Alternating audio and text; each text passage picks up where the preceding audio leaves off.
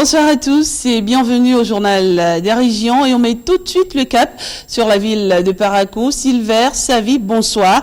Eh bien, c'est à vous pour le point de l'actualité dans le Nord.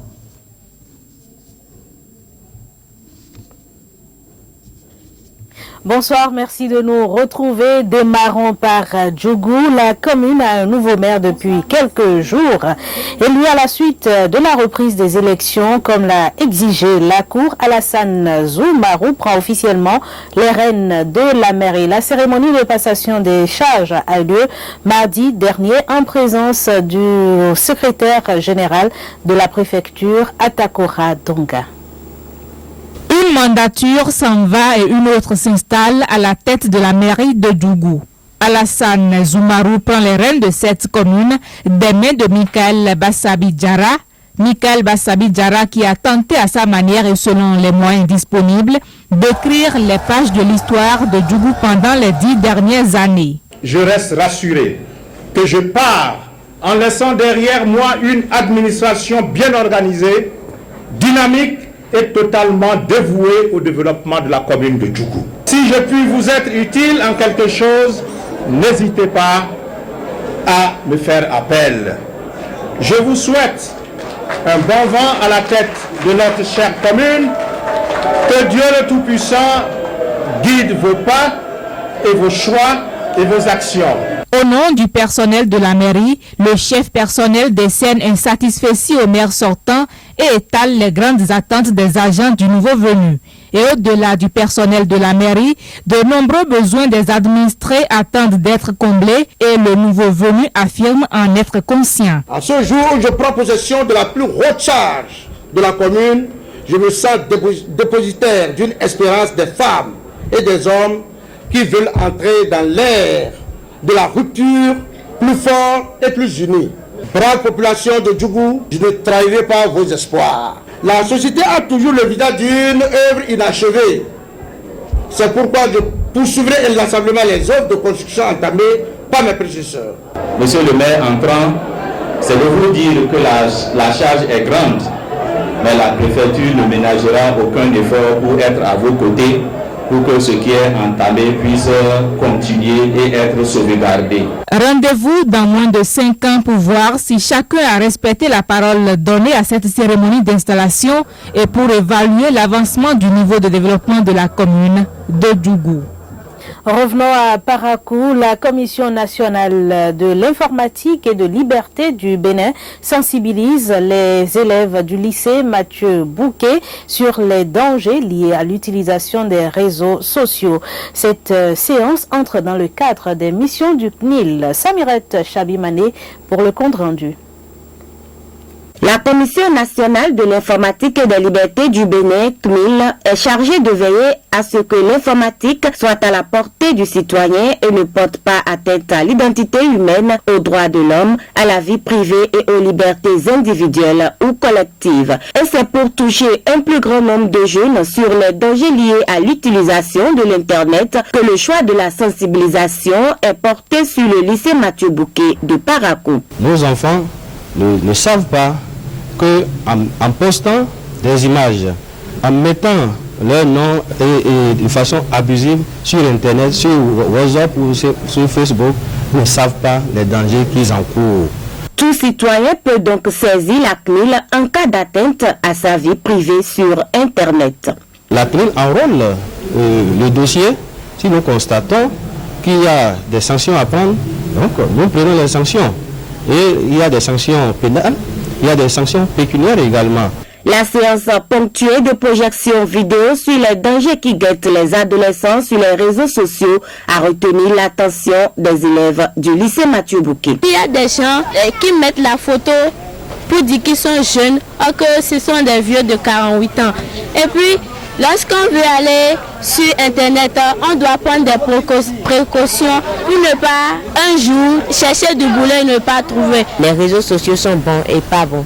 Quand tu es jeune, il ne faut pas souvent mettre tout ce que tu as sur Facebook. Ces séances de sensibilisation de la CNIL vont s'étendre à d'autres établissements du Bénin dans les tout prochains jours. Et pour finir, les producteurs d'anacarde réunis au sein de la Fédération nationale des producteurs d'anacarde du Bénin, FENAPAB, ont tenu leur assemblée générale ordinaire et élective à Parakou, une session présidée par le représentant du directeur général du CARDER Borgo Alibori, Mohamedou Baba Kene. Une assemblée générale élective des producteurs d'anacarde. Autour de cette table, les délégués des coopératives venus des 4 départements du Bénin. La Fédération nationale des producteurs d'anacarde du Bénin reçoit le soutien de certains partenaires pour la promotion de leur filière. DEDRAS et les autres partenaires s'engagent à toujours vous renforcer pour pouvoir défendre vos intérêts. Et nous rêvons vraiment d'une FENAPAB très forte. La FENAPAB et CERES pourront ensemble se tenir la main dans la main pour que la filière anacarde puisse vraiment s'établir et permettre à tous les acteurs à la base de pouvoir tirer un maximum profit. Pour ce qui est du projet d'appui à la diversification agricole, un des projets du PROCAD, programme cadre d'appui à la diversification agricole, tout ceci est inscrit dans notre mission. Mais nous devons ici rappeler que, en dehors de cette structuration, dans les jours à venir, il y aura une évolution certaine dans l'organisation des acteurs, c'est la mise en place de l'interprofession de la filière anacarde. Au terme de cette session élective, voici désormais ceux qui ont la destinée de la filière anacarde au Bénin. Pour le nouveau bureau, ils sont prêts à relever les défis de l'heure. Les défis à relever concernent la communication, la bonne gouvernance, la mobilisation des ressources propres à nos structures et les activités déjà planifiées pour 2016 et pour les années à venir. Nous allons nous atteler à les respecter et à respecter l'équité et la loyauté qui existe et les principes coopératifs. L'anacarde, deuxième filière d'exportation au Bénin après le coton, se portera mieux, car pour ses producteurs, la FENAPAB est bien caractérisée par un esprit démocratique. Et voilà, ce sera tout pour les nouvelles depuis Parakou. Merci de nous avoir reçus. Merci également à vous, Sylvain Savie. Excellent après-midi à Parakou. Avant de retrouver Guillaume Avienou pour le traditionnel tour de l'actualité dans le plateau, eh bien, faisons un bilan des élections passées. Un exercice effectué donc par la Haute Autorité de l'Audiovisuel et de la Communication qui évalue sa gestion de la campagne médiatique de l'élection présidentielle de 2016. Durant 3 jours et à travers 6 communications, j'allais dire, la ORAC a apprécié donc et critiqué les décisions prises en cette période. On fait le point avec Cyprien Lokossou et Évariste Zomaro.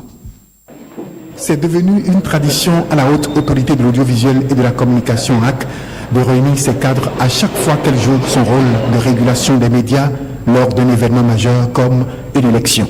Pour une bonne gestion de la campagne présidentielle, la HAC avait sorti plusieurs décisions afin d'éviter les débordements et les dérapages lors des traitements de l'information par les journalistes.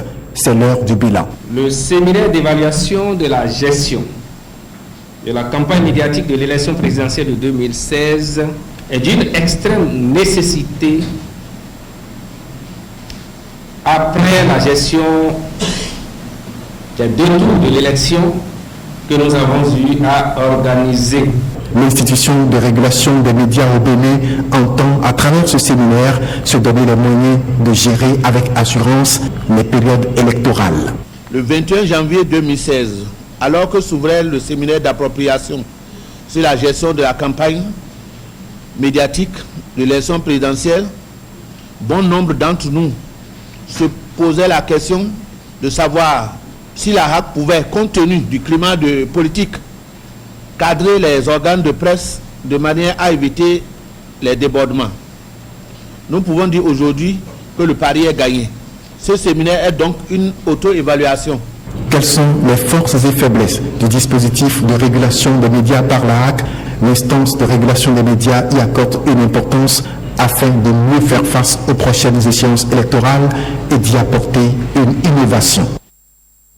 Voilà, c'est un reportage signé Cyprien Locosso. Et on va maintenant à Porto Novo pour évoquer cette situation de la subvention de l'État dans les écoles des départements de Lomé et du Plateau. Il sera également question avec vous, Guillaume Avienou, de la découverte du musée ethnographique de Porto Novo. Et on n'oubliera pas de parler donc de la naissance de ce groupe parlementaire créé à l'Assemblée nationale. Les détails avec vous, Guillaume Avienou. Bienvenue aux nouvelles des départements de Lomé et du Plateau de ce jeudi. Nous commençons avec la politique. Modification de la carte politique à l'Assemblée nationale à Porto Novo avec la naissance du groupe parlementaire Bénin Uni et Solidaire. Ce groupe parlementaire, présidé par le député Natondé Aké, a été présenté à la plénière en début de semaine. Suivons. Entre autres nouvelles annoncées à la plénière de ce début de semaine à l'hémicycle, la naissance d'un nouveau groupe parlementaire. Ce nouveau groupe, du nom de Bénin Uni et Solidaire, composé de 11 députés, est présidé par Bonaventure Natondé Aké. Il se réclame de la mouvance présidentielle. Le groupe parlementaire Bénin Uni et Solidaire prend l'engagement de soutenir toutes les réformes politiques, constitutionnelles, institutionnelles, économiques et sociales, chaque fois qu'elles iront dans le sens de la préservation de l'intérêt général en vue de libérer les énergies, de mettre au travail notre pays et d'alléger les souffrances de nos vaillantes populations. Bénin Uni et Solidaire, proche de l'homme d'affaires arrivé 3e du premier tour de la récente présidentielle Sébastien Adjavon, s'engage à soutenir les réformes annoncées par le promoteur du nouveau départ, et cela en conformité avec les aspirations du peuple béninois. L'unité nationale est notre préoccupation. Le Bénin solidaire, parce que nous estimons que la solidarité c'est une valeur importante. Tous les députés, membres de ce groupe, nourrissent l'ambition de voir régler les aspirations profondes de ce peuple. Et en termes d'aspirations profondes, vous savez bien que les besoins vitaux de l'homme, il faut les satisfaire.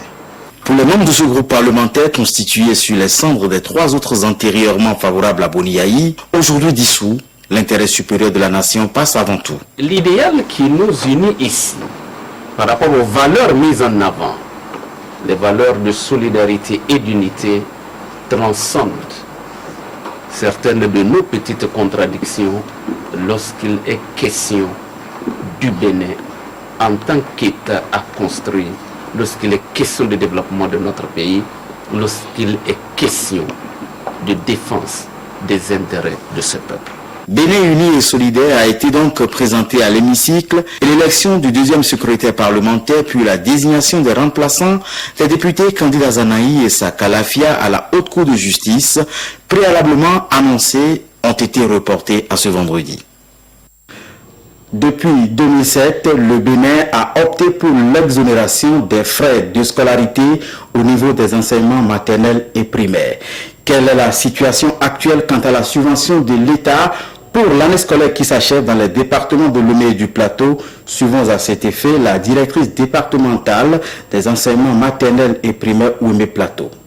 À partir de 2007, nous avons opté pour la mesure de l'exonération des frais de scolarité. Et donc les parents ne payent plus ces contributions-là, mais ils continuent d'acheter les fournitures scolaires, ils continuent de donner de petits déjeuners à leurs enfants, ils continuent d'acheter les tenues, des tenues kaki à leurs enfants. Et donc tout ça là, tout ce que les contributions permettaient de faire, l'État a dit je prends maintenant cela en charge. Et donc c'est l'État qui paye désormais le déplacement des directeurs de l'école, la circoncision pour des réunions et ainsi de suite, le fonctionnement du bureau de l'association des parents d'élèves, les fournitures scolaires pour les enseignants dans les salles de classe. Et donc c'est tout ça là ensemble que nous avons mis sous l'appellation de la subvention. Et je peux vous dire qu'à l'heure où je suis en train de vous parler, dans le département de Lomé du Plateau en tout cas, toutes les écoles, j'ai 2104 écoles, et au niveau du primaire bien sûr, Et toutes ces écoles ont déjà reçu leur subvention. De même, au niveau d'un peu moins de 700 écoles au niveau de la maternelle que j'ai, les subventions là sont déjà payées.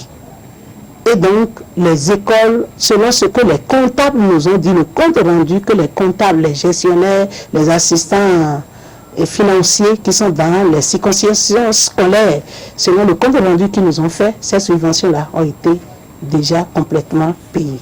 On finit avec cette célébration, Journée internationale des musées. Allons donc à la découverte de ce musée avec Emilienne Fayomi et Enoch Adandé. Musée, lieu par excellence de la culture, des archives historiques, celui de Porto Novo est dénommé Musée ethnographique Alessandre Senou Adandé, du nom du premier ethnologue du Bénin. Cette vitrine reflète quelques réalités de 3 groupes socio-culturels. Situé près du tribunal de première instance de Porto Novo, il est construit depuis 1922 dans un style d'architecture coloniale. Ce bâtiment a servi à plusieurs fonctions, dont celle des écoles des filles condètes, d'orphelinat, de services de l'administration et enfin au ministère de l'Éducation populaire, avant d'être transformé en musée en 1966. Le musée, c'est un lieu d'éducation, un lieu de loisirs, un lieu de recherche. Donc, tout le grand public, enseignants, chercheurs, élèves, écoliers, étudiants et d'autres personnes sont acceptées dans le musée selon les diverses provenances. Donc le musée étant un lieu de loisirs, les gens viennent pour l'animation, pour connaître, le lieu d'éducation pour connaître, et beaucoup de public arrive et nous attendons encore beaucoup plus parce que ce n'est pas encore à la hauteur de ce que nous voulons et nous nous attendons pour obtenir beaucoup de public. Donc nous avons les publics étrangers et nationaux, beaucoup d'autres nationalités viennent d'un peu partout pour venir visiter ce musée qui est un musée national. Selon le conservateur du musée, cette journée est l'occasion de faire découvrir par les élèves et écoliers et le grand public les merveilles de ce lieu culturel. La cérémonie officielle qui se tiendra vendredi prochain sera présidée effectivement par le ministre de la Culture. Aujourd'hui, mercredi 18 mai, c'est la journée internationale des musées. C'est internationalement décrit. Le vendredi prochain, le 20, il y aura la cérémonie officielle. Le ministre de la Culture et du Tourisme viendra ici pour lancer officiellement. C'est la maison d'ici, c'est le musée ethnographique qui accueille les cérémonies officielles. Madame, Monsieur, c'est l'essentiel des nouvelles à retenir en provenance des départements de Lomé et du plateau de ce jeudi. Merci de nous avoir suivis. Guillaume Avianou, vous mettez ainsi un terme à cette édition. Je vous remercie de l'avoir suivi. Excellente journée à tous et à très vite.